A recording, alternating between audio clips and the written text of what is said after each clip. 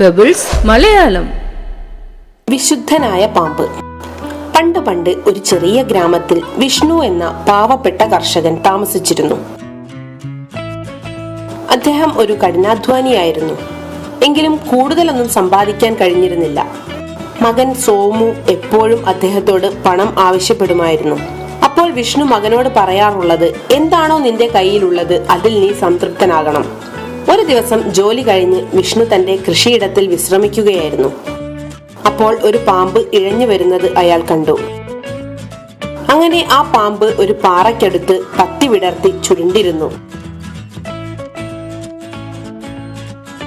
അത് ശാന്തനും സമാധാനപരവുമായി ഇരിക്കുന്നത് കണ്ടപ്പോൾ വിഷ്ണുവിന് തോന്നി, ഇതൊരു ദൈവികതയുള്ള പാമ്പാണെന്ന്. അയാൾ തന്റെ വീട്ടിൽ നിന്നും ഒരു പാത്രം നിറയെ പാൽ കൊണ്ടുവന്നു. എന്നിട്ട് പാമ്പിന് കൊടുത്തു. അടുത്ത ദിവസം രാവിലെ പാത്രം ശേഖരിക്കാൻ ചെന്നപ്പോൾ അതിൽ ഒരു സ്വർണ്ണ നാണയം കണ്ടെത്തി. ഇത് കണ്ടപ്പോൾ വിഷ്ണുവിന് ഉറപ്പായി ഇതൊരു ദൈവികതയുള്ള പാമ്പാണെന്ന്. അതിനുശേഷം അയാൾ ഇത് പതിവാക്കി.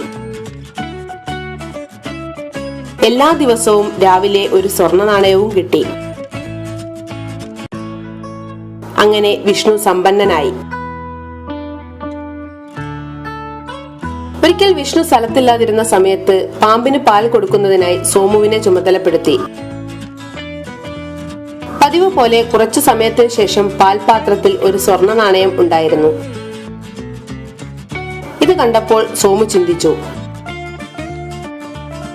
ഈ പാറയുടെ ചുവട്ടിൽ സ്വർണ്ണ നാണയങ്ങളുള്ള നിധിയുണ്ടെന്ന് തോന്നുന്നു.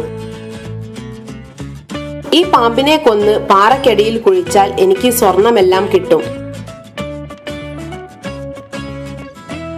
സോമു മനസ്സിൽ കരുതിയതുപോലെ തന്നെ ചെയ്തു. പാമ്പിനെ കൊല്ലാൻ ശ്രമിച്ചു. എന്നാൽ പാമ്പ് സോമുവിനെ കടിച്ച് രക്ഷപ്പെട്ടു.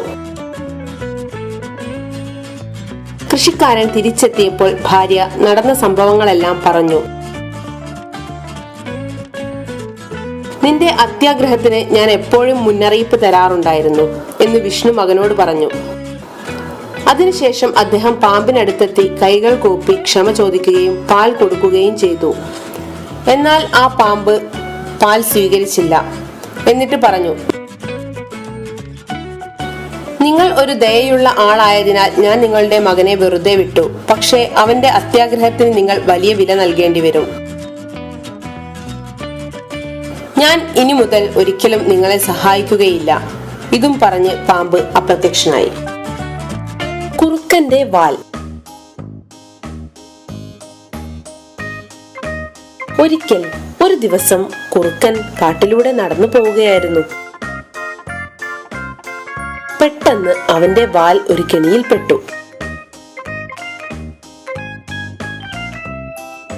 അവൻ വളരെ പണിപ്പെട്ട് തന്റെ വാൽ ആ കെണിയിൽ നിന്നും ഊരിയെടുക്കാൻ ശ്രമിച്ചു. പക്ഷെ വാൽ പകുതി വെച്ച് മുറിഞ്ഞുപോയി. അവന്റെ മുറിഞ്ഞ വാൽ മറ്റു കുറുക്കന്മാരെ കാണിക്കാൻ അവന് ലജ്ജ തോന്നി. അവസാനം അവൻ തീരുമാനിച്ചു, സുഹൃത്തുക്കളെയെല്ലാം കൂട്ടി ഒരു യോഗം നടത്താമെന്ന്. അവൻ യോഗം വിളിച്ചു ചേർത്തു. യോഗത്തിൽ അവനൊരു നിർദ്ദേശം വെച്ചു. എല്ലാ കുറുക്കന്മാരും അവരുടെ വാൽ മുറിച്ചു കളയണം. അതിന്റെ കാരണം നായകൾ നമ്മെ പിന്തുടരുമ്പോൾ വാൽ നമുക്കൊരു ബുദ്ധിമുട്ടായി മാറും. അതുപോലെ തന്നെ നമ്മൾ ഇരിക്കുമ്പോഴും വാൽ ഒരു ശല്യമാണ്. അതുകൊണ്ടാണ് ഞാൻ ഇങ്ങനെ നിർദ്ദേശിക്കുന്നത്, എല്ലാവരും വാൽ മുറിച്ചു കളയണമെന്ന്. ഒരു മുതിർന്ന കുറുക്കൻ അപ്പോൾ പറഞ്ഞു, അത് നല്ല കാര്യം തന്നെ. നിന്റെ വാൽ നഷ്ടപ്പെട്ടില്ലായിരുന്നുവെങ്കിൽ ഞങ്ങൾ നീ പറയുന്നത് അനുസരിക്കുമായിരുന്നു. ഇപ്പോൾ നിന്റെ വാൽ നഷ്ടപ്പെട്ടത് കൊണ്ടാണ് ഇങ്ങനെ പറയുന്നത്. ഞങ്ങൾ കരുതുന്നത് ഞങ്ങളുടെ ശരീരത്തിലെ ഏറ്റവും മനോഹരമായ ഭാഗം വാലാണെന്നാണ്. കൂട്ടുകാരെ, മറ്റുള്ളവരുടെ ഉപദേശം നമ്മൾ കേൾക്കുമ്പോൾ എപ്പോഴും 2 വട്ടം ചിന്തിക്കണം. The Fox and His Tail. One day there was a fox walking in the jungle. While he was walking, his tail got stuck in a trap. He tried and tried, but he could not free his tail. he failed. In the process, his tail got cut. And now he was left with just a stump instead of the tail. At first, he was ashamed of himself and he could not face any of his fellow foxes. So one day, he decided to be brave and called all his friends for a meeting. He had a suggestion to make.